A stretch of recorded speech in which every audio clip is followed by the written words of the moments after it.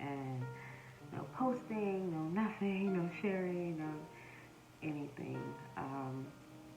And I'm finally kind of feeling better. So I thought I would come on and let you all know what I've been up to.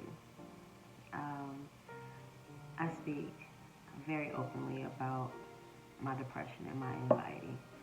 Um, I just do. I speak from a very vulnerable place in my heart. So when I'm hit in a rut or I'm in a place, I feel the need to share. Not necessarily while I'm going through it, but when I'm coming out of it. Uh, Depression and anxiety can work in cycles. Sometimes you are fine, you are your best self. And then sometimes it can feel like the wind has been knocked out of you and you are back in this hole and you can't get out. And for the last maybe 3 weeks, that's where I was. I mean, like in bed, crying and just in a place I hadn't been in a year or so. And with every day that I was there, scared me because I know how I was at my lowest. And to be in a space that resembled that space just scared me. So that's why I just completely distanced myself from everything and everybody. I love my blog. I love Fabulously Flawed and Tryin. I love my business, my brand. But I have to be honest when I say that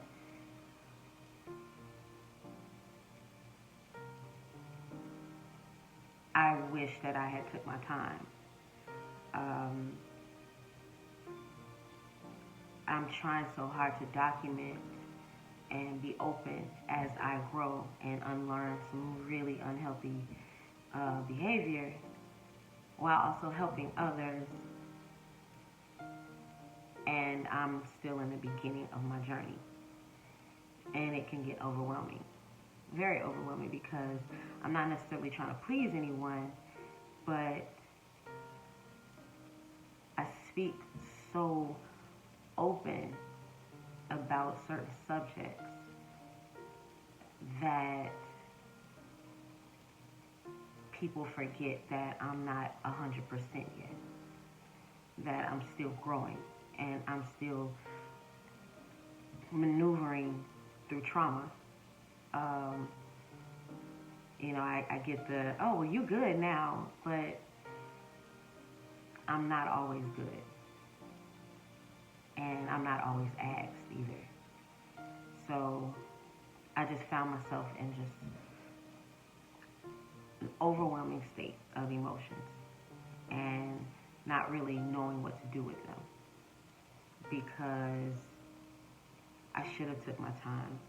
I should have been in therapy for a few years before I started my blog. I should have, really went through those things first before I involved the public. I don't know if that makes any sense, but that's how my brain is working right now. It's not regret. It's more of a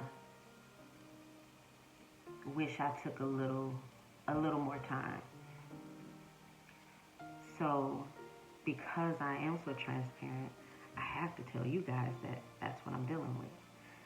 So that is what I've been dealing with. Just trying to write, trying to blog, trying to grow, trying to network, trying to get engaged with people here in Texas, trying to figure out what my niche is, trying to figure out who my audience is.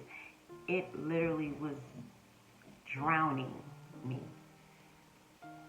And it came through my eyes in the last 3 weeks. And I'm still having my moments, but I'm smiling right now. I wasn't smiling 2 weeks ago.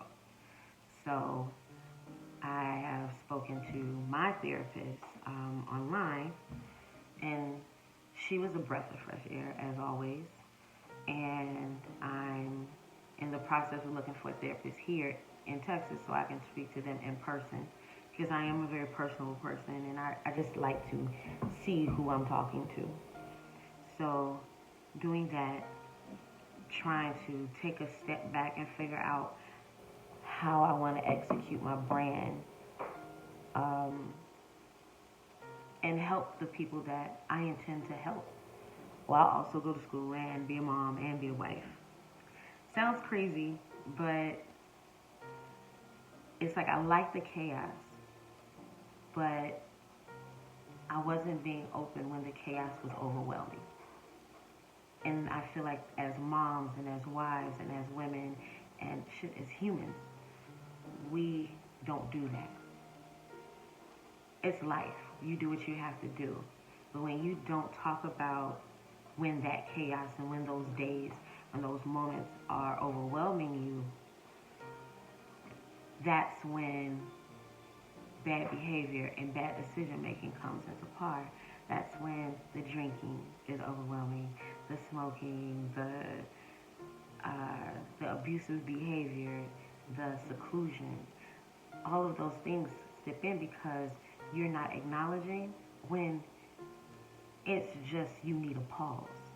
And you need to write down your frustrations. You need to figure out what's important to you and what's not, what's overwhelming you, and what needs to be eliminated. And that's what I need to do. And that's the space I'm in. Right now, my little notes. I'm trying to make sure I say everything that I want to say. I had this moment where it was so, the expectations of what I wanted to do, it became overwhelming for me.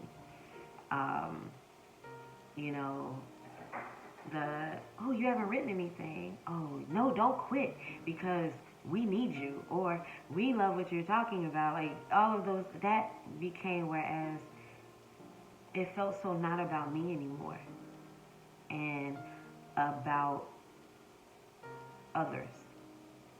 You know, making sure like what I'm writing, oh, they're gonna like this. My followers are gonna like this. This is what these women need. I don't necessarily not in this space, but I'm not even writing from my point of view anymore. I'm writing from an advisor point. And I was just exhausted. And I got exhausted, and my family and my business and my social media paid for it. I really hope that you guys continue to engage with me and come back and understand that I'm still growing and I'm still trying to figure out why I do what I do, not only to myself but the people around me. Why do I exclude people? Why do I shut down? You know, I'm still trying to figure out that why. I know why I started my business. I know what I want to do with it. But trying to do those things while also trying to figure out why I am who I am was draining me. And it's been that way for about a year now. And I just didn't talk about it. I just didn't articulate it in the way that I'm articulating it now. You know, I was just like, oh, I'm tired. Or once I get past the move and I'm in Texas, I'll be fine. Then I'm in Texas and it's still the same. You know, it was just one thing after another. And the 3 weeks was needed, but I didn't like how I executed those 3 weeks. Those 3 weeks I spent in my bed.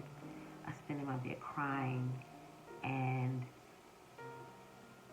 letting the emotions overwhelm me and just sink me back into a hole that I clawed my way out of, and found myself back there. So I'm living proof that depression and anxiety doesn't go away. You just learn how to handle it. You learn your triggers. You learn what to do. It's an ongoing battle, and I listen to my husband tell me that, well, he doesn't even know what to say or what to do, so that's a problem. So my marriage is at stake, so many things, because I don't think people understand that we do want to not feel this way. We want to not, attack the people we love the way we do. We want to just push this button and just not think this way. And it's so hard. And it's so hard to tell people about it. It's so hard to just stop, And that is my focus right now, is figuring out ways that I can help my husband, love me and not be so overwhelmed by me, as well as me trying to figure out what my next step is. What do I need to do? I have had some overwhelming support from everyone, and I love every single one of you all. But I am working my way back. You can see my face. I'm smiling. I'm laughing. I had hung out with some friends, and that was uplifting. I got to see my little cousin who stopped by my house. So all of these things are helping me just get back engaged. And I want to go back to that place that made me start this blog in the first place. And I just thank you guys for being patient with me. I hate that I disappeared for 3 weeks, but I'm slowly getting back.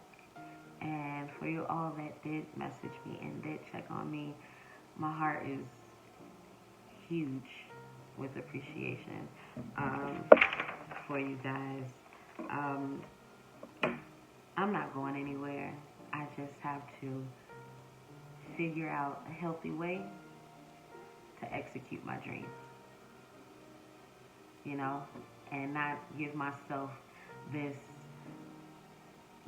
false picture that I'm just all good. And these last 3 weeks let me know the lesson that I'm not all good all the time. So from my heart to yours, I love you. And take care of yourself. Be honest with the people around you. Tell them when you are overwhelmed, when you are upset, when it's just getting too much. Please remember that I am not a licensed professional. So I speak from my heart when I say, when you need help, ask for it.